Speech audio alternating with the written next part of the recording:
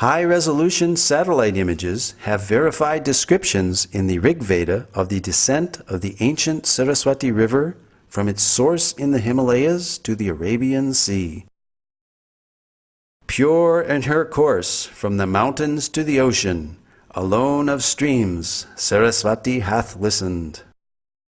The mighty Saraswati River and its civilization are referred to in the Rig Veda more than 50 times, proving that the drying up of the Saraswati River was subsequent to the origin of the Rig Veda, pushing this date of origin further back into antiquity, casting further doubt on the imaginary date for the so-called Aryan invasion.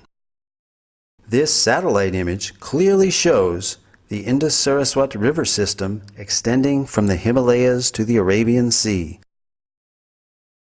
Here, the Indus River is on the left, outlined in blue, while the Saraswati River basin is outlined in green. The black dots are the many archaeological sites or previous settlements along the banks of the now dry Saraswati River. The drying up of the Saraswati River around 1900 BCE is confirmed archaeologically. Following major tectonic movements or plate shifts in the Earth's crust, the primary cause of this drying up was due to the capture of the Saraswati River's main tributaries, the Sutlej and the Dristadvati, by other rivers. Although early studies based on limited archaeological evidence produced contradictory conclusions, recent independent studies, such as that of archaeologist James Schaffer in 1993, showed no evidence of a foreign invasion in the Indus-Saraswat civilization and that a cultural continuity could be traced back for millennia.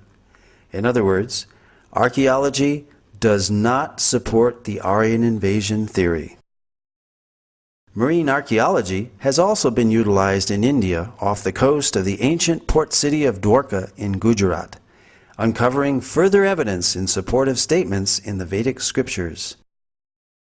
An entire submerged city at Dwarka, the ancient port city of Lord Krishna, with its massive fort walls, piers, wharves, and jetty, has been found in the ocean as described in the Mahabharata and other Vedic literatures. This Sanskrit verse from the Moshula Parva of the Mahabharata describes the disappearance of the city of Dwarka into the sea. After all the people had set out, the ocean flooded Dwarka, which still teemed with wealth of every kind. Whatever portion of land was passed over, the ocean immediately flooded over with its waters. Dr. S.R. Rao, formerly of the Archaeological Survey of India, has pioneered marine archaeology in India. Marine archaeological findings seem to corroborate descriptions in the Mahabharata of Dwarka as a large, well-fortified, and prosperous port city, which was built on land reclaimed from the sea and later taken back by the sea. This lowering and raising of the sea level during these same time periods of the 15th and 16th centuries BCE is also documented in historical records of the country of Bahrain. Here is a glimpse of the massive Dwarka city wall. Among the extensive underwater discoveries were a large door socket and a bastion from the fort wall. 2 rock-cut slipways of varying width extending from the beach to the intertidal zone, a natural harbor, as well as a number of olden stone ship anchors were discovered, attesting to Dwarka being an ancient port city. The 3-headed motif on this conch shell seal, found in the Dwarka excavations, corroborates the reference in the scripture Harivamsa that every citizen of Dwarka should carry a mudra or seal of this type. All these underwater excavations add further credibility to the validity of the historical statements found in the Vedic literatures. Apart from Dwarka, more than 35 sites in North India have yielded archaeological evidence and have been identified as ancient cities described in the Mahabharata. Copper utensils, iron, seals, gold and silver ornaments, terracotta discs, and painted grayware pottery have all been found in these sites. Scientific dating of these artifacts again corresponds to the non-Aryan invasion model of Indian antiquity. Furthermore, the Matsya and Vayu Puranas describe great flooding which destroyed the capital city of Hastinapur, forcing its inhabitants to relocate in Kaushambi. The soil of Hastinapur reveals proof of this flooding.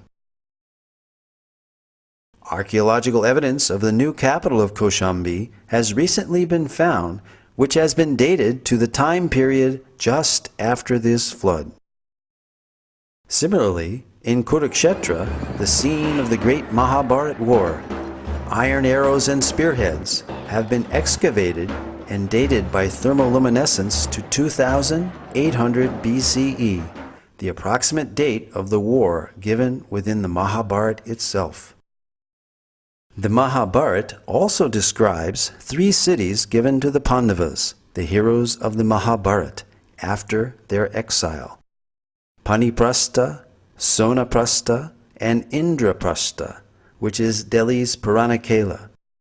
These sites have been identified and yielded pottery and antiquities which show a cultural consistency and dating consistent for the Mahabharata period, again verifying statements recorded in the Vedic literatures.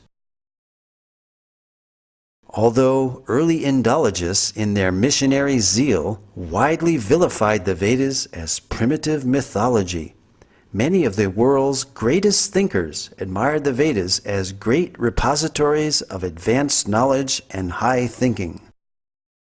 Arthur Schopenhauer, the famed German philosopher and writer, wrote that I encounter in the Vedas deep, original, lofty thoughts, suffused with a high and holy seriousness.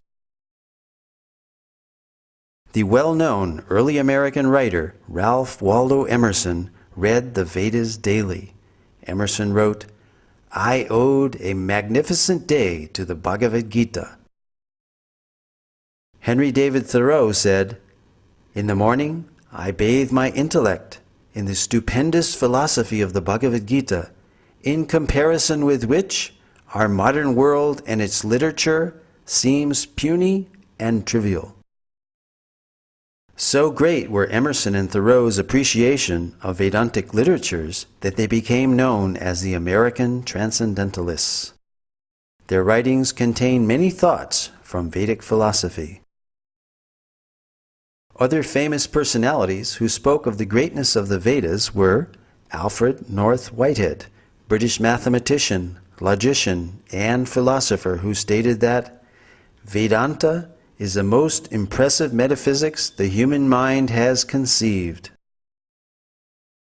Julius Robert Oppenheimer, the principal developer of the atomic bomb, stated that the Vedas are the greatest privilege of this century.